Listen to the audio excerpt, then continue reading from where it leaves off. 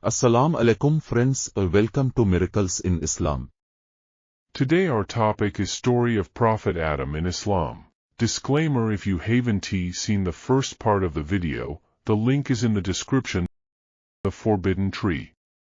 Adam and Eve lived a life of complete freedom in paradise. Allah allowed them to explore heaven and live as they pleased, but there was one exception. Allah warned them against approaching a specific tree, failing which they would be deemed disbelievers. Allah said in the Quran, "But come not near this tree or you both will be of the wrongdoers." Surah Al Bukhari 235. It was clear as undisturbed water that eating from the specific tree was off limits, but, before long, as it is human nature, Adam forgot Allah's command. His willpower weakened and his mind changed.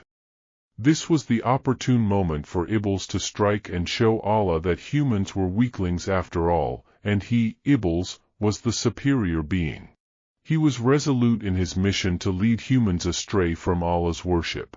He began his mission with mere whispers, through which he buried the seed of doubt in Adam's mind. "Shall I guide you to the tree of immortality and the eternal kingdom?" Iblis asked the pair. He also said, "Your Lord did not forbid you this tree save you should become angels or become of the immortals." Swearing by Allah, Iblis added that he was among the sincerest well-wishers for both Adam and Eve.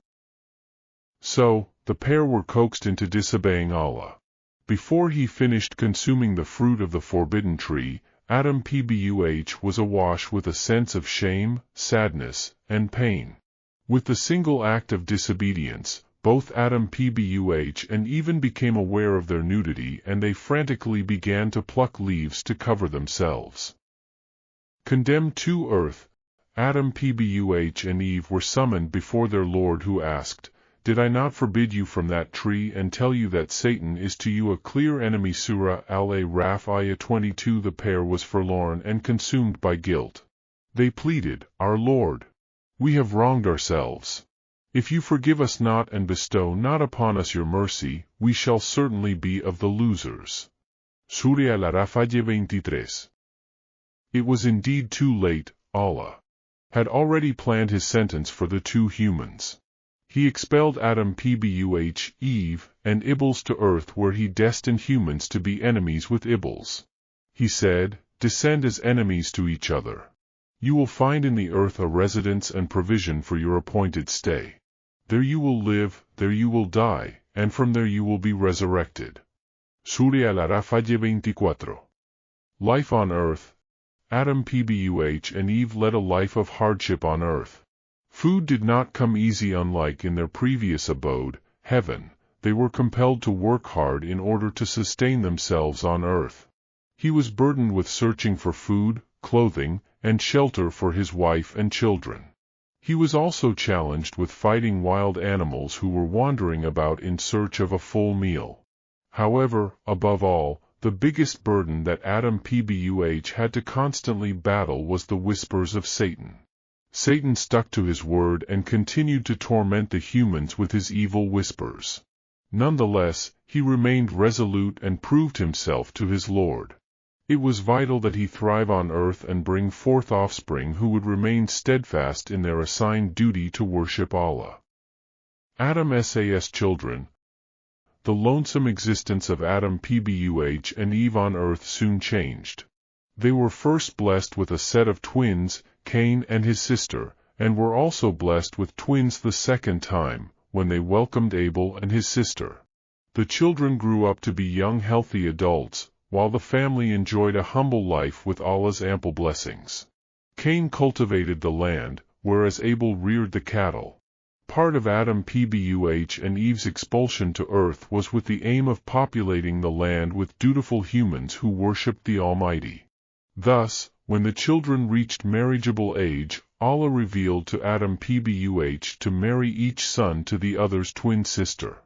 There was after all no other family in existence besides Adam's family. Adam did as Allah bid and instructed his children that they were to marry each other's twin. While Abel was ready to follow Allah's command, Cain was not too pleased. Whilst Abel was known for his intelligence, obedience, and his readiness to obey the will of Allah, Cain was arrogant, selfish, and disobedient to his Lord. Cain was unhappy with the command as, according to him, Abel's twin sister was not as pleasing to the eye as his own. He defied Allah's command as he refused to accept his father's advice. Adam was in a quandary. He was uncertain as to what needed to be done, so he called out to Allah seeking his assistance. Thus, Allah commanded that each son offer a sacrifice in the name of Allah, and he would favor the son whose sacrifice he accepted. While Abel offered his best lamb to Allah, Cain offered his worst harvest. Therefore, naturally, Allah accepted Abel's offer, whilst Cain's disobedience towards Allah's command and his insincerity in his offering caused his plea to be rejected.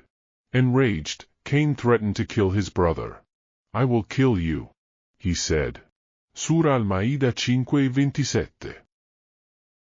Allah only accepts the offering of the sincerely devout. If you raise your hand to kill me, I will not raise mine to kill you, because I fear Allah the Lord of all worlds.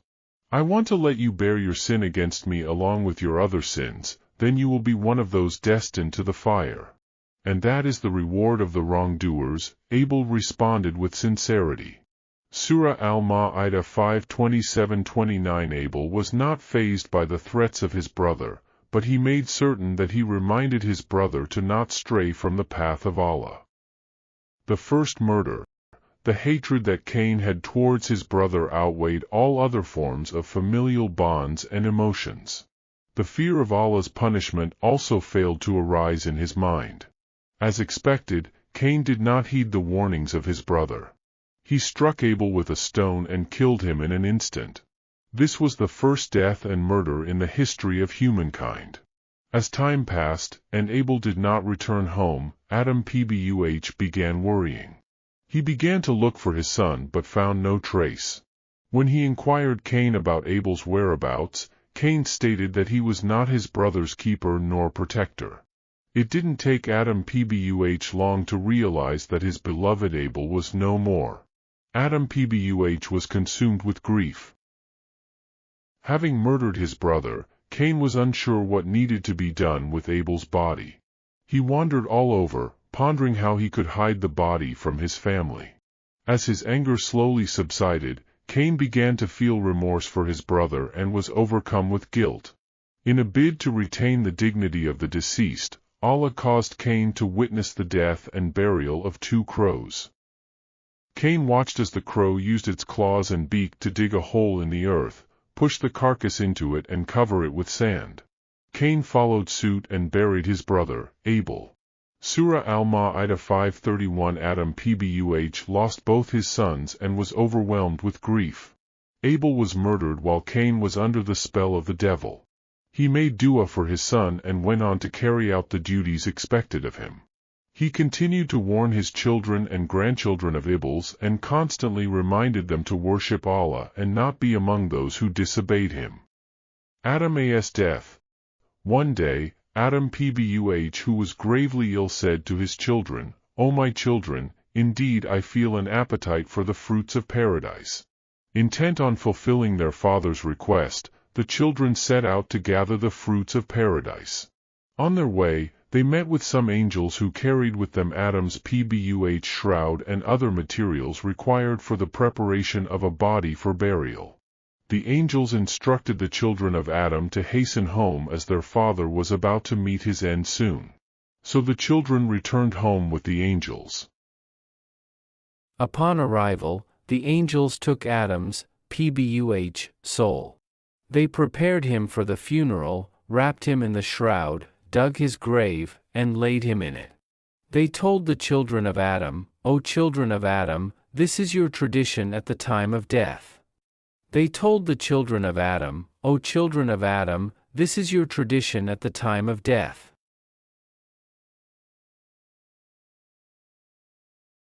Prior to Adam's death, he reassured his offspring that Allah would not abandon them and continue to watch over and guide them. He also informed them that Allah would continue to send down prophets as a guide for mankind. He also informed them that Allah would continue to send down prophets as a guide for mankind. Following the death of Adam, his son Seth, succeeded him. He too was made a prophet and was tasked with the duty of guiding people to the path of Allah. He too was made a prophet and was tasked with the duty of guiding people to the path of Allah. Thanks for watching the video. Hope you like this.